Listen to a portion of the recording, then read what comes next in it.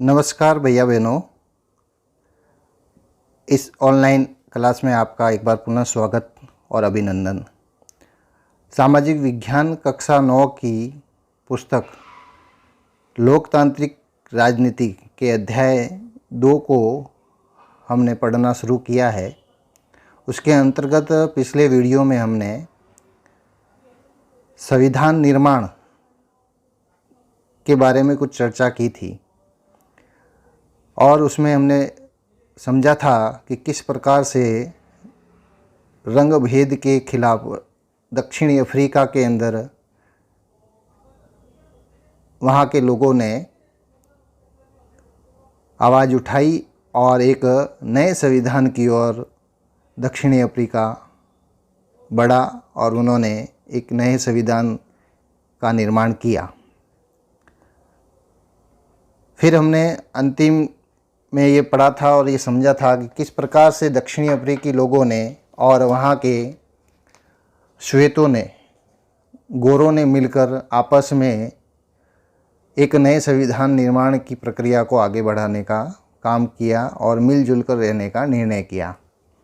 आज हम क्या पढ़ेंगे? तो आज के इस वीडियो में हम पढ़ेंगे कि हमें संविधान की ज़रूरत क्यों है, ये समझेंगे। उसके पश्चात हम ये समझेंगे कि भारतीय संविधान का निर्माण किस प्रकार से हुआ, उसके अंतर्गत संविधान निर्माण का रास्ता कैसे निकल कर आया, फिर उस रास्ते के बाद किस प्रकार से संविधान सभा का निर्माण हुआ, उस संविधान सभा का निर्माण के बाद संविधान निर्माण की प्रक्रिया में किन किन लोगों की महत्वपूर्ण भूमिका रही। आज इन बातों को, इन बिंदुओं को ठीक से समझेंगे, इनके ऊपर चर्चा करेंगे। आइए हम शुरू करते हैं कि हमें संविधान की ज़रूरत क्यों है। तो हमने देखा कि हमें एक संविधान की ज़रूरत क्यों है। हमने दक्षिणी अफ्रीका के उदाहरण से इसे समझ सकते हैं। इस नए लोकतंत्र में दमन करने वाले और दमन सहने वाले दोनों ही साथ साथ समान हैसियत से रहने की योजना बना रहे थे। हमने यह उस समय वहाँ पर समझा। फिर हमने देखा कि दोनों के लिए ही एक दूसरे पर भरोसा कर पाना आसान नहीं है। उनके अंदर अपने अपने किस्म के डर थे। वे अपने हितों की रखवाली भी चाहते थे और बहुसंख्यक अश्वेत इस बात पर भी चौकस थे कि लोकतंत्र में बहुमत के शासन वाले मूल सिद्धांत से कोई समझौता नहीं हो। तो ये उनको डर लग रहा था कि कोई उनका जो मूल सिद्धांत है उससे कोई भी किसी भी प्रकार का समझौता नहीं हो। उन्हें बहुत सारे सामाजिक और आर्थिक अधिकार चाहिए थे। अल्पसंख्यक गोरों को अपनी संपत्ति और अपने विशेषाधिकारों की चिंता थी। तो दोनों को ही अपनी अपनी चीज़ों की चिंता थी और दोनों ही चिंतित थे कि हमें इन चीज़ों से दूर नहीं रखा जाए। तो क्या हुआ, लंबे समय तक चली बातचीत के बाद दोनों पक्ष समझौते के रास्ता अपनाने को तैयार हुए और गोरे लोग बहुमत के शासन का सिद्धांत और एक व्यक्ति एक वोट को मान गए। पहले उन्होंने ये कहा था कि अश्वेत जो है वोट देने का उनको अधिकार नहीं है, लेकिन एक व्यक्ति एक वोट अधिकार पर वह मान गए। वे गरीब लोगों और मजदूरों के कुछ बुनियादी अधिकारों पर भी सहमत हुए। अश्वेत लोग भी इस बात पर सहमत हुए कि सिर्फ बहुमत के आधार पर सारे फैसले नहीं होंगे।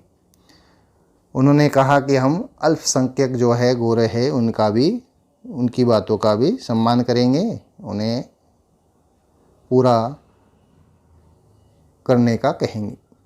वे इस बात पर भी सहमत हुए कि बहुमत के जरिए अश्वेत लोग अल्पसंख्यक गोरों की ज़मीन जायदाद पर कब्जा नहीं करेंगे। यह समझौता आसान नहीं था इस समझौते को लागू करना और भी कठिन था।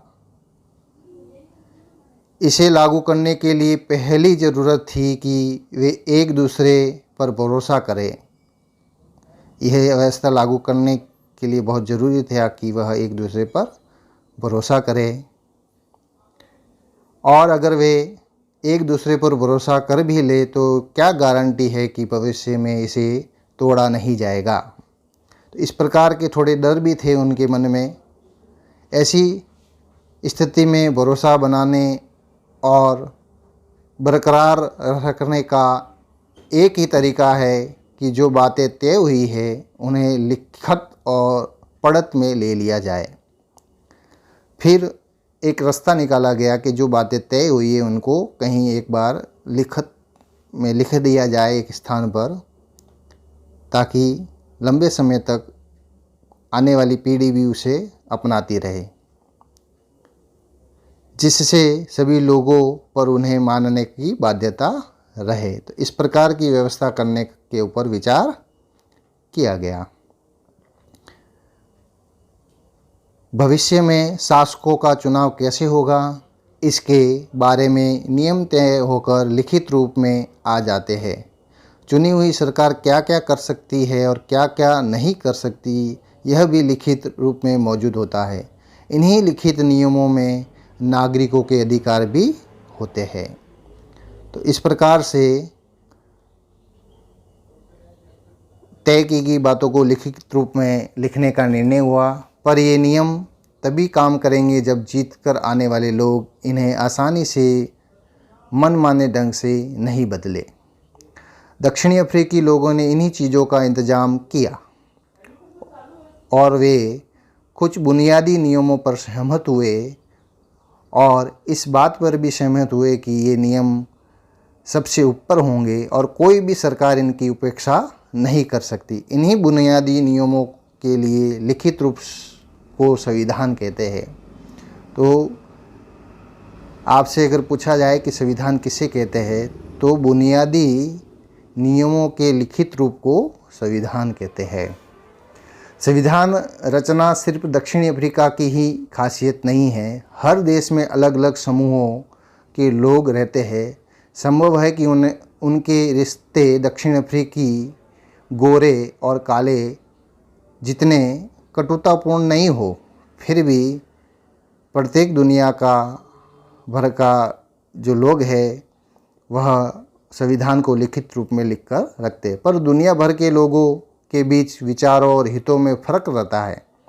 लोकतांत्रिक शासन प्रणाली हो या न हो, पर दुनिया के सभी देशों को ऐसे बुनियादी नियमों की ज़रूरत होती है। तो सभी देशों को कुछ बुनियादी नियमों की ज़रूरत होती है, चाहे वो लोकतांत्रिक है या नहीं है।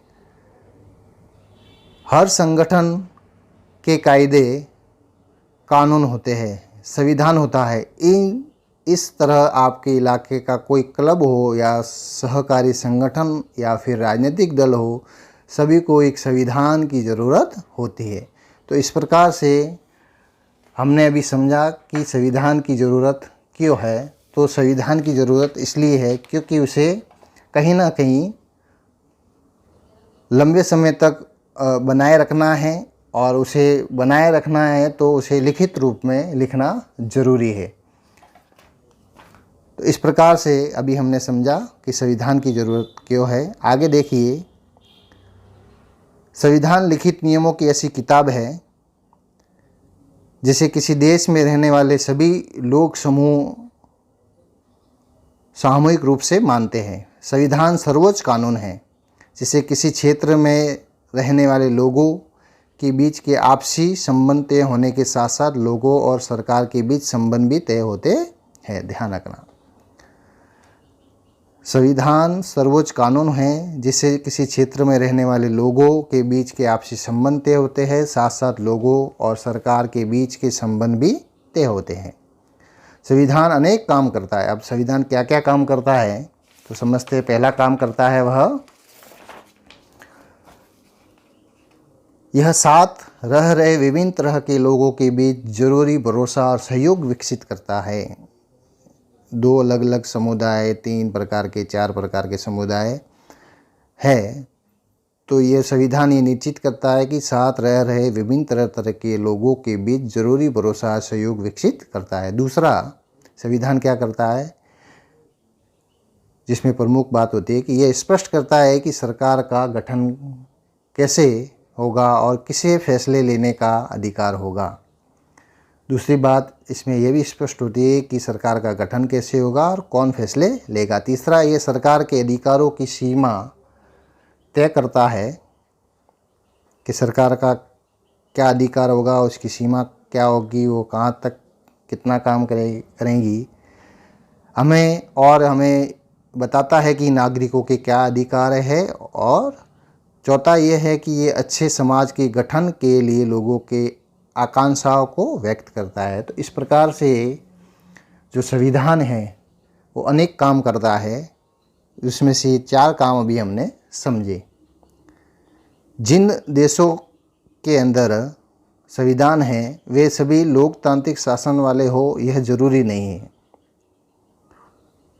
लेकिन जिन देशों में लोकतांत्रिक शासन है वहाँ संविधान का होना जरूरी है, यह जरूरी है।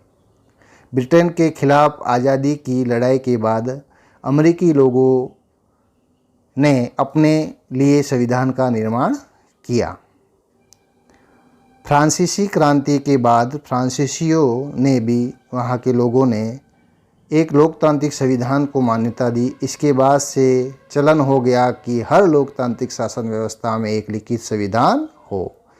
तो एक वहाँ से ही एक चलन शुरू हो गया कि हर लोकतांत्रिक देश के अंदर संविधान हो। और इसी बात को ध्यान में रख के जब भारत 1947 में आज़ाद हुआ, उससे पूर्व भारत के अंदर अंग्रेज के समय 1935 का भारत शासन अधिनियम लागू हुआ। वहाँ से ही संविधान बनने की प्रक्रिया शुरू हुई। इन सभी बातों को ध्यान में रखकर तो आइए हम समझते हैं कि भारतीय संविधान का निर्माण किस तरह से हुआ। दक्षिणी अफ्रीका की ही तरह भारत का संविधान भी बहुत कठिन परिस्थितियों के बीच बना। भारत जैसे विशाल और विविधता भरे देश के लिए संविधान बनाना आसान काम नहीं था। भारत के लोग तब गुलाम की हैसियत से निकलकर नागरिक की हैसियत पाने जा रहे थे। देश धर्म के आधार पर हुए बंटवारे और विभीषिका झेली थी। ऐसा दौर था, संविधान बन रहा था और देश का विभाजन धर्म के आधार पर हो गया। भारत और पाकिस्तान के लोगों के लिए बंटवारा भारी बर्बादी और दहलाने वाला अनुभव था। विभाजन से जुड़ी हिंसा में सीमा के दोनों तरफ कम से कम 10 लाख लोग मारे गए। ध्यान रखना, मारे जा चुके उस समय। एक बड़ी समस्या और भी थी। अंग्रेज़ों ने देशी रियासतों के शासकों को यह आज़ादी देती थी उस समय कि भारत या पाकिस्तान जिसमें इच्छा हो अपनी रियासत का विलय कर दे। ये और समस्या थी, या स्वतंत्र रहे। इन रियासतों का विलय मुश्किल और अनिश्चय भरा काम था। लेकिन जब संविधान लिखा जा रहा था तब देश के भविष्य इतना सुरक्षित और चैन भरा नहीं लगता था जितना आज है। संविधान निर्माताओं को देश के वर्तमान और भविष्य की चिंता थी और इन सभी बातों को ध्यान में रखकर एक संविधान का रास्ता निकला। और उस संविधान के रास्ता निकलने के बाद कुछ लोगों की महत्वपूर्ण भूमिका रही, जिसमें सबसे प्रमुख भूमिका भारत की आज़ादी के बाद सरदार वल्लभ भाई पटेल की रही। इनका जन्म गुजरात में हुआ। वह अंतरिम सरकार में गृह, सूचना और प्रसारण मंत्री थे। वकील और बारदोली किसान सत्याग्रह के नेता रहे। भारतीय रियासतों के विलय में निर्णायक भूमिका इनकी थी। बाद में उप प्रधानमंत्री भी रहे। एक और व्यक्तित्व का संविधान निर्माण की, भारतीय संविधान निर्माण की प्रक्रिया में महत्वपूर्ण योगदान रहा। इनका जन्म सरोजिनी नायडू, जो कि आंध्र प्रदेश में जन्म होता है इनका, कवित्री, लेखिका और राजनीतिक कार्यकर्ता थी। कांग्रेस की अग्रणीय महिला नेता, बाद में उत्तर प्रदेश की राज्यपाल भी यह बनी। तो धीरे धीरे भारत की आज़ादी हुई। भारत के अंदर अनेक प्रकार की समस्या है थी, उनको उन